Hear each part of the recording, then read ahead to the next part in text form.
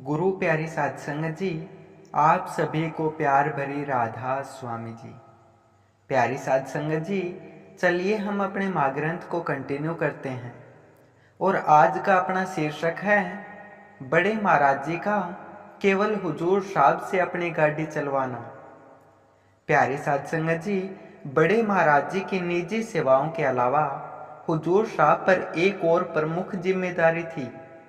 वो थी बड़े महाराज जी की छोटी बड़ी सभी यात्राओं में उनके वाहन के चालक के रूप में सेवा करना। यूं तो हुजूर साहब के आश्रम में आने से पहले कई सेवादारों ने यह सेवा दी थी, पर जब से हुजूर साहब शरणागत हुए उसके बाद से यह जिम्मेदारी केवल उन्हीं को सौंपी गई। बड़े महाराज जी को हुजूर साहब की ड्राइविंग कौशल पर अत्यधिक भरोसा था। वे अक्सर आश्रम में कहते थे, जब मेरा मास्टर गाड़ी चलाता है तो मैं निश्चिंत हो जाता हूँ। अपने मास्टर की ड्राइविंग क्षमता पर उन्हें इतना विश्वास था कि यदि उन्हें कहीं भी बाहर जाना होता था तो वे बिना हुजूर साहब के कहीं नहीं जाते थे। हुजूर साहब की अनुपस्थिति में वे किसी अन्य से गाड़ी चलवाने के बजाय उनके स्कूल से वापस आश्रम आने का इंतजार करते थे। भले ही कोई भी कार्यक्रम या निर्धारित सत्संग आयोजन हो, देर क्यों न हो जाए, बड़े महाराज जी हुजूर साहब के वापस आने तक आश्रम से बाहर नहीं जाते थे। जिस दिन भी उनका बाहर का दौरा होता था, वे तैयार होकर अपने कमरे के बाहर बनी हुई छत पर बड़ी बेसब्री से अपने मास्टर का इंतजार करते थे। उनकी नजरें आश्रम के मुख्य द्वार पर टिकी रहती थी और वे बार बार नीचे रह रहे सेवादारों से पूछते रहते थे कि मास्टर आया कि नहीं। जैसे ही हुजूर साहब उन्हें आश्रम के अंदर आते दिखते थे, वे ऊपर से उन्हें हमेशा एक ही बात बोलते थे, मास्टर जा फटाफट चाय पी ले और चलने की तैयारी कर। आश्रम में बड़े महाराज जी का यह व्यवहार इतना सामान्य हो गया था कि जब भी कोई उन्हें दोपहर में ऊपर मुंडेरी पर चक्कर काटते देख लेता था तो वह यह अनुमान लगा लेता था कि बड़े महाराज जी आज जरूर बाहर किसी यात्रा पर जाएंगे। हुजूर साहब के ड्राइवर सीट पर बैठते ही बड़े महाराज जी इतने चिंता रहित हो जाते थे कि वे कहते थे, जब यह मास्टर गाड़ी चलाता है तो मेरा सफर आधा हो जाता है। यदि सत्संग में जाने के लिए कभी किसी अन्य व्यक्ति को गाड़ी चलानी पड़ती तो बड़े महाराज जी पूरे सफर में रास्ते को देखते रहते थे। उनके मन में जल्दी पहुंचने की अधीरता बनी रहती थी और वे बार बार चालक से पूछते रहते थे कि कितना समय लगेगा, पहुंचे कि नहीं, या फिर वे गाड़ी में बैठे अन्य यात्रियों से बातें करते रहते थे। परंतु जब हुजूर साहब गाड़ी चलाते थे तो बड़े महाराज जी उनके साथ अकेले ही जाना पसंद करते थे और किसी अन्य को नहीं बिठाते थे। हुजूर साहब जब गाड़ी चलाते तब चाहे सफर कितना भी लंबा हो, बड़े महाराज जी आगे की सीट पर आलती पालती मारकर ध्यान में बैठ जाते थे और घंटों निश्चित अपनी साधना में लीन रहते थे। कभी कभी तो 3 घंटे तक हुजूर साहब बिना कुछ बोले गाड़ी चलाते रहते थे और जब गंतव्य स्थान आ जाता तो हुजूर साहब को बड़े महाराज जी को जबरन उनकी ध्यानावस्था से उठाना पड़ता था। बड़े महाराज जी को अपने मास्टर के साथ इतनी शांति मिलती थी। प्यारी साध संगत जी, एक बार बड़े महाराज जी और हुजूर साहब सत्संग कार्यक्रम से वापस दिनोद आश्रम लौट रहे थे। जैसा कि अक्सर होता था, गाड़ी में सिर्फ वे दोनों ही थे और हुजूर साहब गाड़ी चला रहे थे। जब वे तोसान के एक गांव से गुजर रहे थे तभी अचानक एक बच्चा भागता हुआ उनकी कार के सामने आ गया। बच्चा गाड़ी से मात्र कुछ फीट की दूरी पर था और सड़क पार करने के लिए दाईं ओर से बाईं ओर भाग रहा था। हुजूर साहब की कार और बच्चे के बीच की दूरी इतनी कम थी कि किसी भी स्थिति में दुर्घटना से बचना लगभग असंभव था। हुजूर साहब के पास निर्णय लेने के लिए 1 सेकंड से भी कम का समय था और उन्होंने जो किया वह सच में अविश्वसनीय था।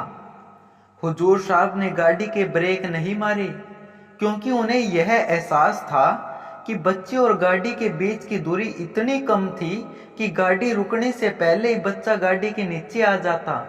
इसलिए हुजूर साहब ने ब्रेक लगाने के बजाय एक्सीलरेटर पर अपना पैर रखा और गाड़ी की रफ्तार तेज कर दी। साथ ही उन्होंने पूरी ताकत से गाड़ी का स्टीयरिंग उस बच्चे की दिशा में दाएं से बाएं की ओर झटका दिया। उन्होंने गाड़ी की दिशा और गति को ऐसे बढ़ा दिया कि गाड़ी और बच्चा एक पैरेलल पथ पर दौड़ने लगे। एक क्षण के लिए दोनों कंधे से कंधा मिलाकर चले और फिर हुजूर साहब की गाड़ी बच्चे से आगे निकल गई और टक्कर होने से बच गई। लेकिन गाड़ी की गति इतनी तेज हो चुकी थी कि वो नियंत्रण से बाहर हो गई और सड़क से उतरकर नीचे खेतों में जा गिरी और एक बड़े मिट्टी की बाढ़ से टकरा गई।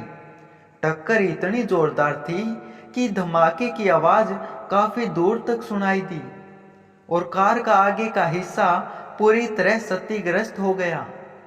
यह सारा वाक्य मात्र 10 से 15 सेकंड में ही घटित हुआ था।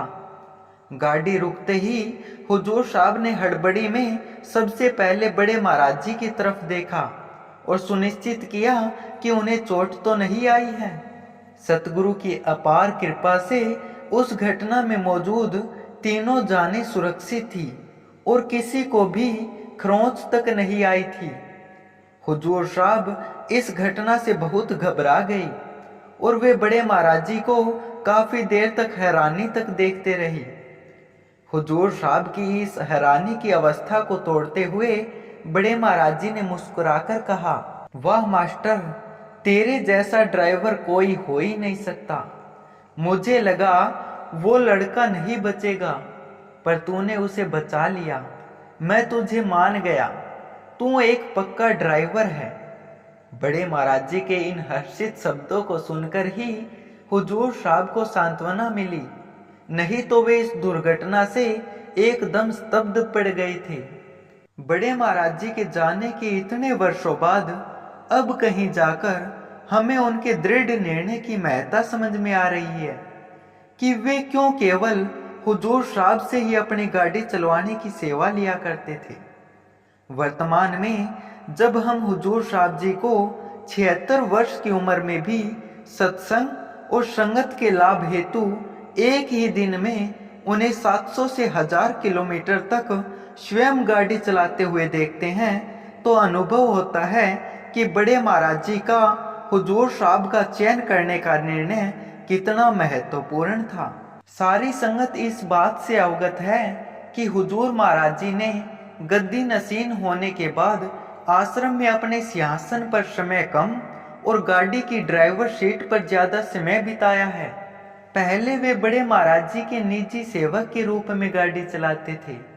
आज जब वे खुद गुरु का दायित्व संभाल रहे हैं तो संगत की सेवा के लिए सारा दिन गाड़ी चलाकर नाम प्रचार में अपनी सेवा दे रहे हैं। आज जो लाखों की संख्या में संगत की भीड़ हमें कश्मीर से लेकर कन्याकुमारी तक नजर आती है, उसका मुख्य कारण हुजूर साहब का अद्वितीय और अथक परिश्रम है, जिसे उन्होंने इसी वाहन चालक के रूप में अपनी कठोर तपस्या से अर्जित किया है। ऐसे कई अवसर आए हैं जब हुजूर महाराज जी ने केवल एक जीव या एक परिवार को सत्संग से जोड़ने के लिए और उनके कल्याण हेतु सैकड़ों किलोमीटर का सफर स्वयं गाड़ी चलाकर तय किया है। बड़े महाराज जी ने जो उस गाड़ी की घटना वाले दिन हुजूर साहब को शाबाशी देते हुए फरमाया था कि मास्टर जैसा ड्राइवर कोई दूसरा हो ही नहीं सकता, वह केवल अपनी गाड़ी के संदर्भ में नहीं कहा गया था। उस दिन उन्होंने हुजूर साहब को राधा स्वामी मत में नाम रूपी गाड़ी को हाँकने के लिए सबसे श्रेष्ठ ड्राइवर बताया था और वाकई उनके मास्टर जैसा दूसरा ड्राइवर पूरे संत मत के इतिहास में मिलना असंभव है। प्यारी साध संगत जी, कल फिर यहीं से हम अपने माँ ग्रंथ को कंटिन्यू करेंगे। तब तक आप सभी को प्यार भरी राधा स्वामी जी।